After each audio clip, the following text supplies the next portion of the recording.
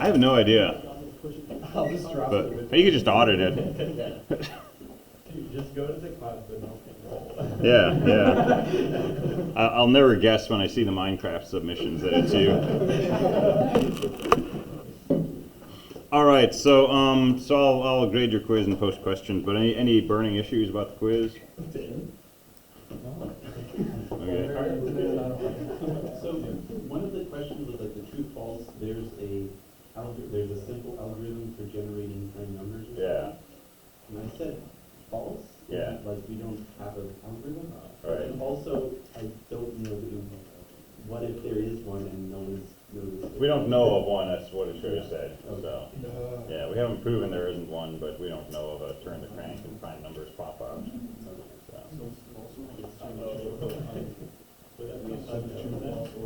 Or unknown, or undecidable, or it's a secret, or something like that.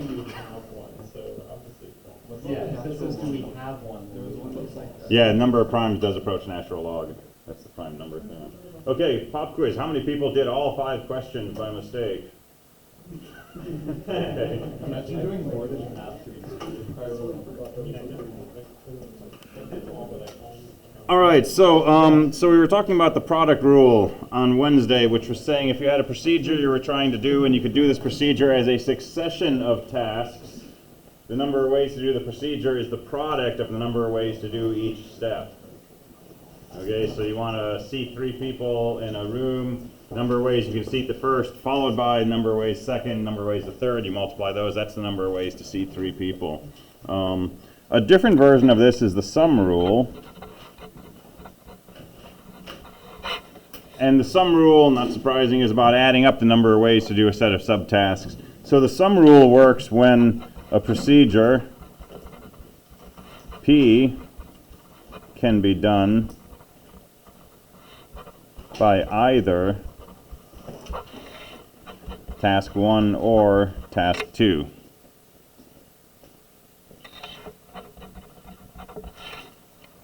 So you want to order a soup or a salad, but not both. The number of ways P can be done is the number of ways T1 can be done plus the number of ways T2.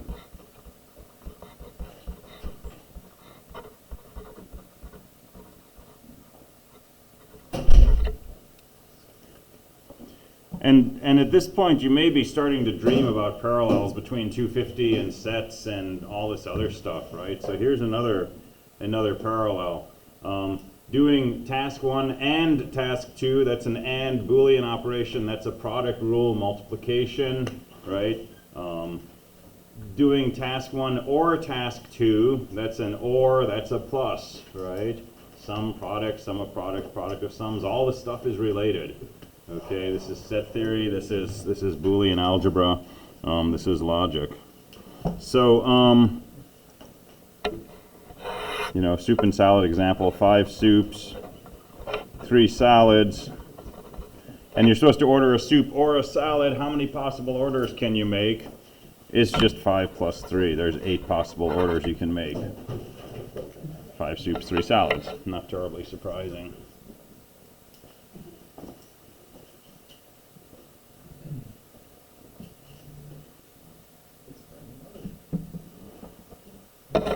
So we get combinations of these rules sometimes.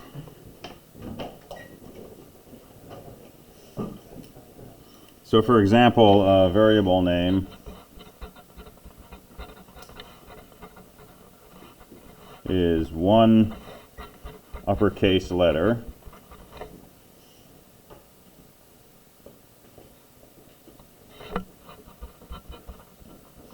followed by 1 digit, or just 1 uppercase letter. This is a really limited programming language. Your variables are either just an uppercase letter or an uppercase letter followed by a digit. Okay. So how many possible variables are there? Well, so our procedure P is create a variable name. And we can do this as a succession of tasks.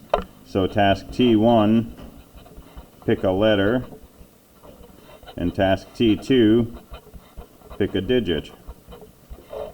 Or we can do it as just task, let me call it R1, which is pick a letter. So we can create a variable name by either making a 2-character variable or making a 1-character variable, right? The number of ways we can make a 2-character variable, while picking that 2-character variable is a succession of tasks T1 and T2. T1 says pick a letter, T2 says pick a digit. The number of ways we can pick a letter is 26. Number of ways we can pick a digit is 10. So there's 260 ways to do these two procedures in succession. Alternatively, we can create a variable name by just picking a single letter. Right, that's our one uppercase letter. A number of ways to do this is 26. And so our original procedure, which can be done as either this task or that task, can be done by that sum, which is 260 plus 26 equals 286. So there's 286 possible variables with this simple structure.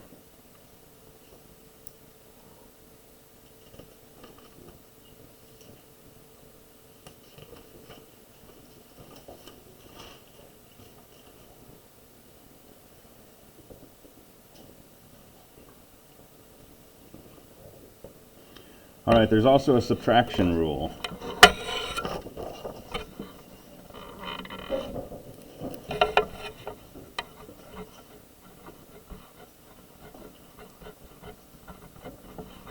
So how does subtraction work? Subtraction is based on a set theory thing that we saw a number of weeks ago, which said the following. If we take the number of elements in two sets union, A1 union A2, that is no bigger than the number of elements in A1 added to the number of elements in A2, but oftentimes it's smaller than this. The reason being, if we have something that's in both of these sets, it'll get counted twice in this sum. It's only counted once in the union. So for anything that appears in both of these, we have to subtract 1 from this sum, which means if we have 5 elements in both sets, we have to subtract 5 from this sum. So we want to subtract the number of elements in common between A1 and A2. That's just the number of elements in their intersection.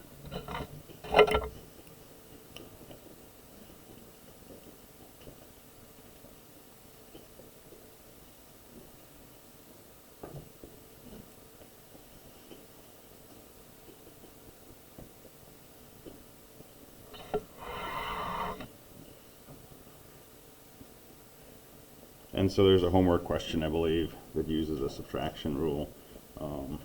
But we can do all kinds of things with this. Let me see if I can think of a movie example.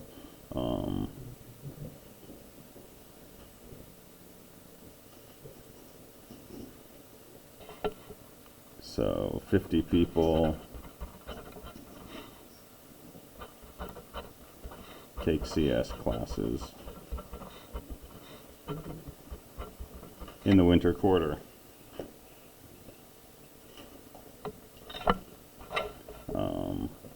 40 are in CSE 222 and 30 are in CSE 215. How many are in both?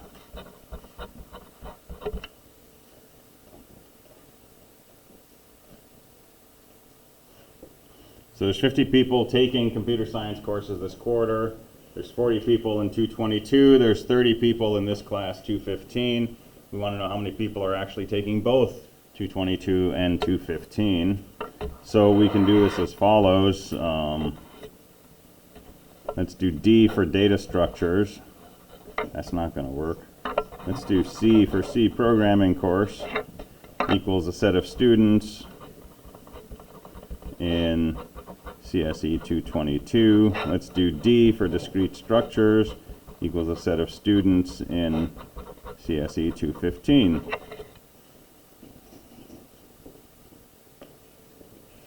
Well, the collection of all computer science students is just the union of C and D. And we're told that the size of that union is 50. And we're told 40 people are in 222, so the size of C is 40. And we're told 30 people are in 215, so the size of D is 30. And our subtraction rule tells us 50 equals 40 plus 30 minus the size of the intersection. So do the math, and you can find that the size of this intersection must be equal to 20. And the members of that intersection are the students who are taking both 215 and 222, so there's 20 people taking both courses.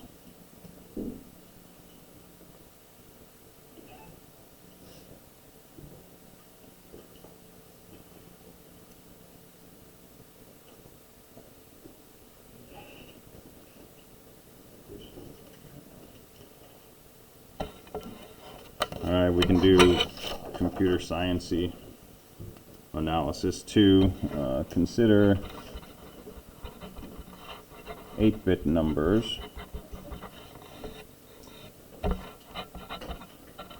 How many 8-bit numbers start with 1 or end with 2 zeros?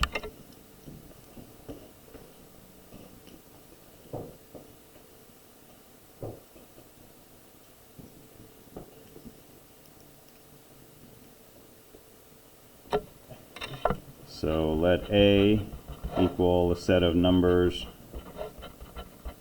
that start with 1. Let B equal the set of numbers that end with 0, 0.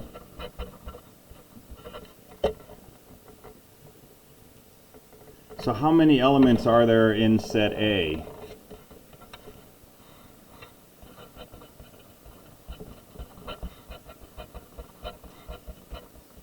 So how many 8-bit numbers are there, first of all? Just plain old 8-bit numbers. 256, excellent. Okay, so elements of A look like this. Well, they start with a 1, and they're an 8-bit number, so they're 1 followed by 7 bits, and we don't care what those bits are. So how many numbers of this form are there? 128. Right, why is it 128? Because it's half. Right, it's half, or if you like, it's 2 to the 7th, because we can fill in these 7 bits any way that we want. So we know the size of A is 128. Elements of B look like this. Right, 6 of anything is followed by 0. How many elements are there in B? B, 256 divided by 4. 256 divided by 4, it's 64. It's a quarter of all the numbers, or it's all the ways we can fill in 6 bits, 2 to the 6th. And we're looking for things that are in the intersection. We want to find how many things are in both A and B. How many things start with a 1 and end with a 0, 0. Well, our subtraction rule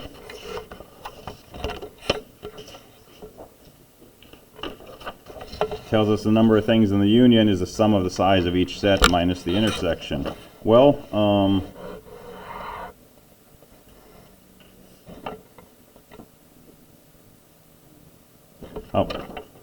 we want to find the number of things that start with a 1 or end with a 0. So we want to find the size of the union. That's what we're after. And we know this is the size of A plus the size of B minus the size of the intersection. Well, elements of the intersection look like they start with a 1, they end with 2 zeros. So how many things are there in that intersection? 32. Right? We can fill in these 5 bits any way that we want. So the size of A intersect B is 32. So the size of the union is equal to 128 plus 64 minus 32. which is 160. So we got 160 things that start with a 1 or end with 2 zeros. Right, and it's smaller than just the sum of these. 128 things start with a 1, 64 end with 2 zeros, because there's some things that are end with 2 zeros, but also start with a 1. So if we just add those, we're counting some things twice, so we're subtracting off the intersection. And it's sometimes called the principle of inclusion-exclusion, or just the subtraction rule. So we're going to use these kinds of ideas to develop a systematic way of answering questions about a number of ways things can be arranged. And we'll be able to use this for questions about taking pictures of people, or running races, or shuffling cards, or all sorts of stuff like that. So we're going to talk about permutations and combinations, and we're going to talk about them separately. I'm going to start with permutations. So a permutation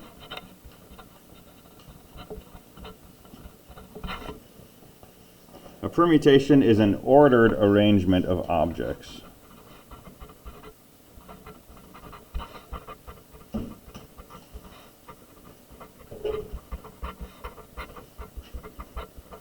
So it's arranging objects where we care about the order.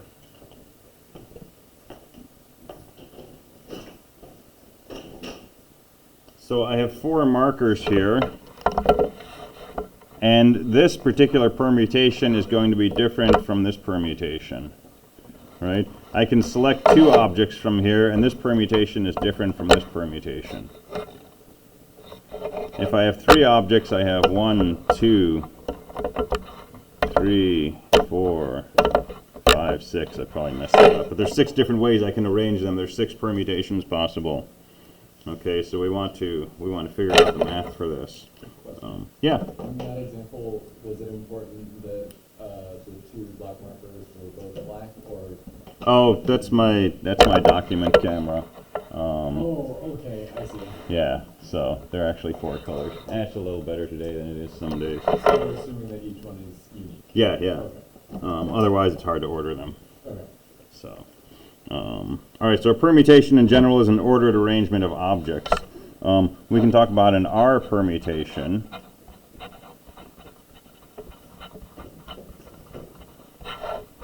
And this is an ordered arrangement of R objects.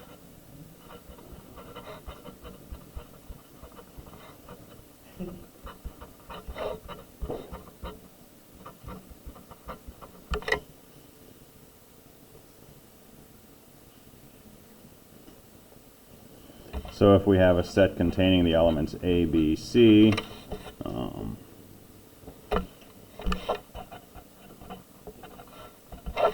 then we could say, you know, A followed by C followed by B. This is a permutation.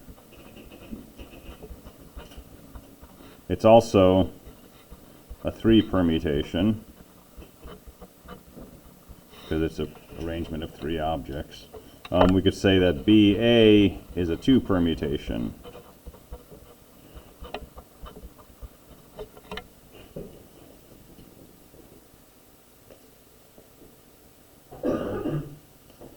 So how many 3 permutations are there of ABC? How many ways can I arrange those 3 objects? Yeah, so ABC, ACB, BAC, BCA, CAB, CBA, and that's probably all we have. How many 2 permutations are there? How many ways can I arrange 2 objects?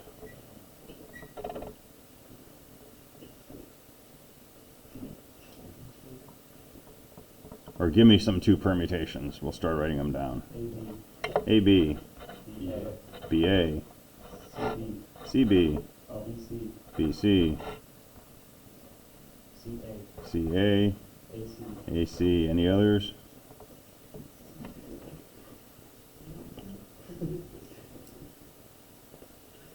All right, so we got 6 2 permutations. How many 1 permutations do we have? All right, just A, B, C.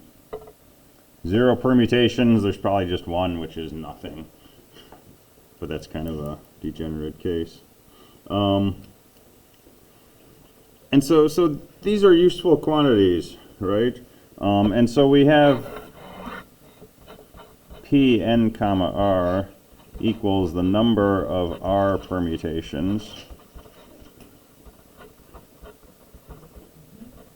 of n objects.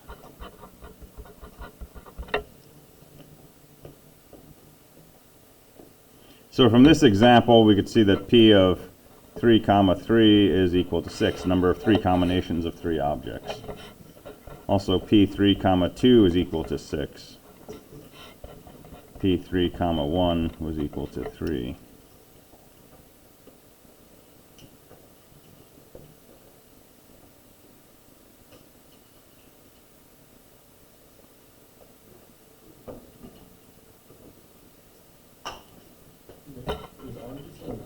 R is just a number, yeah.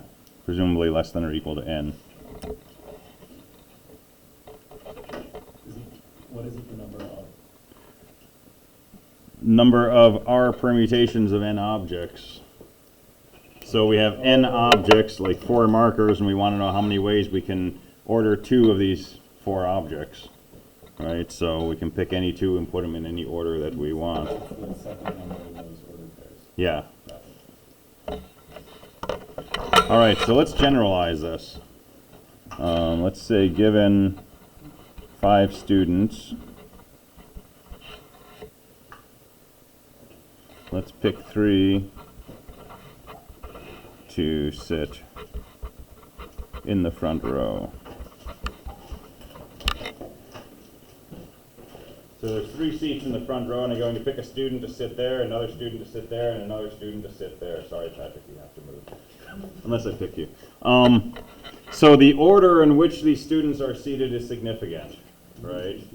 Yeah, you do create those 3 chairs. All right, so I'm going to pick someone to sit there, and there, and there. And if I change my mind and have those 2 swap, that's a different permutation, okay? Now let's say there's 5 students in the class. So this is like a Monday class. And I'm going to pick 3 students to sit. How many ways can I do that? In other words, what's the value of P5 comma 3?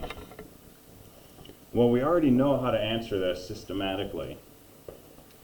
We have a procedure, which is pick 3 students to sit in seats 1, 2, and 3, or A, B, C, or whatever I number them. And that procedure of picking the 3 students I can do as a succession of 3 tasks. The first task is pick a student for the first seat, and then I'm going to pick a student for the second seat, and then I'm going to pick a student for the third seat. All right, there's 5 students total in the classroom. How many ways can I pick a student to sit in the first seat? All right, there's 5 ways to do this. Once I've taken a student and they're sitting in that first seat, how many ways can I pick a student to sit in the second seat? There were 5 students. One of them sitting in the front, so now there's 4 students to choose from. Now I've got 2 students sitting in the front row. There's 3 students left in the class. I have to pick one more student to sit in that third seat. There's 3 ways to do that. So from the product rule, P of 5, 3 will be 5 times 4 times 3.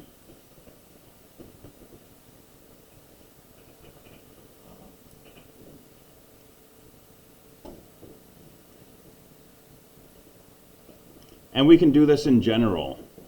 If we want to know P of n comma r, we're trying to pick r objects out of n. And we're going to do this as a succession of r subtasks. The first task is to pick the first object from this set of n, and there's n ways we can do that. The second task is to pick another object from the remaining objects. There's only n minus 1 objects left, so we can do that n minus 1 ways. And then task 3 is to pick someone from the remaining objects, which is n minus 2 possibilities. And we do this a total of r times. So could you write n factorial over n minus r factorial? Yep, exactly. So this will go on to the last number. If r is 1, it'll be n minus 0. If r is 2, it'll be n minus 1. So this will go on to n minus r minus 1. Don't worry too much about the details there. It's just figuring out the edge case. But in this case, we wanted to pick 3 objects. The last one was n minus 3. So if r is 3, this will take us up to n minus 2. That's the last object.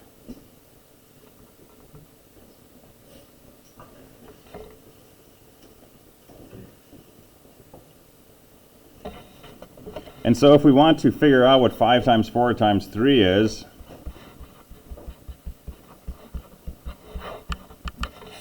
we can write it like this: 5 times 4 times 3 times 2 times 1 divided by 2 times 1, because this is just 1. But this has a convenient representation. This number on top is 5 factorial. This number on bottom is 2 factorial.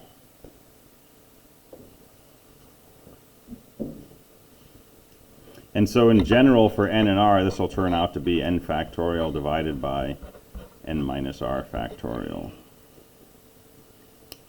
And that's a convenient formula, as long as you don't mind factorials.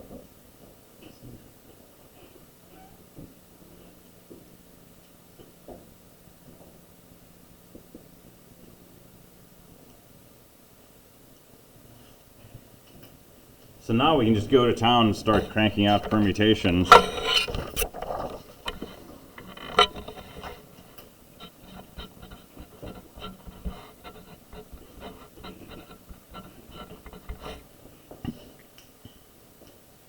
So suppose you have a running event and you have 10 runners and 3 medals. And you get a different medal depending on whether you come in first, second, or third. How many possible ways can medals be assigned based on the outcome of this race? Well, we can answer that question by saying we want to see how many different ways we can pick one of these 10 runners to come in first place, pick one to come in second, pick one to come in third. So the number of possible outcomes is just the number of 3 permutations of 10 objects. And a lot of calculators will have a button for p parentheses, and you can just plug in 10 and 3. But this will be 10 factorial over 7 factorial.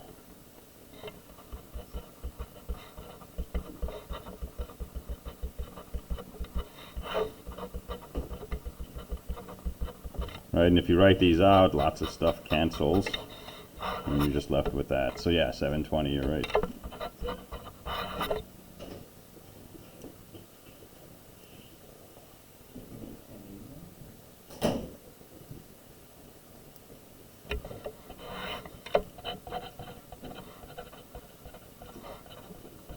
So how many ways can 6 people sit at a table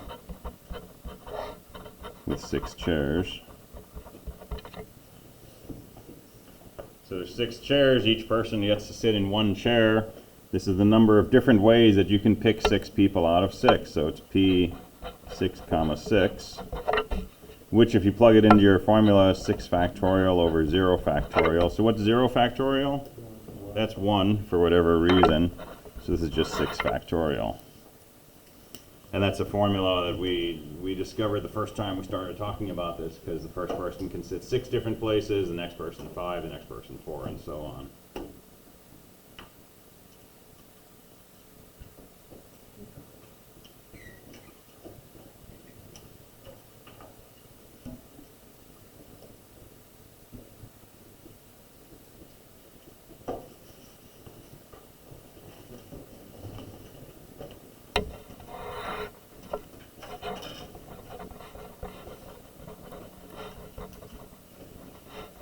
So you have a deck of 52 cards, you want to take 5 cards off the top. How many different ways can you do that if the order is significant? It's p of 52, 5. And I'm not going to write out 52 factorial and then divide by 47 factorial. I'm just going to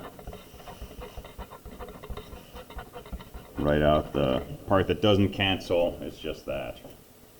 And this is just product rule, right? First card 52 options, second card 51, and so on. Now if you're playing poker, the 5 cards you get in your hand, the order doesn't matter, right? If you get a 2, 3, 5, 7, and 8, that's the same hand as if you were dealt a 5, 7, 8, 2, and 3, right? The order is insignificant. So the number of unique poker hands is smaller than this, right? Poker, you get 5 cards out of a deck of 52. If you don't care about the order of the cards, there's fewer possibilities, right? Because cards A, B, C, D, E would be exactly the same as A, B, C, E, D, or A, B, E, D, C, and so on. So that's going to take us to talking about combinations, and we'll do that starting on Monday. Combinations will be the number of ways that we can choose our objects out of n where we don't care about the order, so unordered arrangements. All right, so we'll talk about combinations Monday. That will take us into binomial coefficients, and by the end of the week, we'll probably move on to recurrence relations. All right, have a good weekend.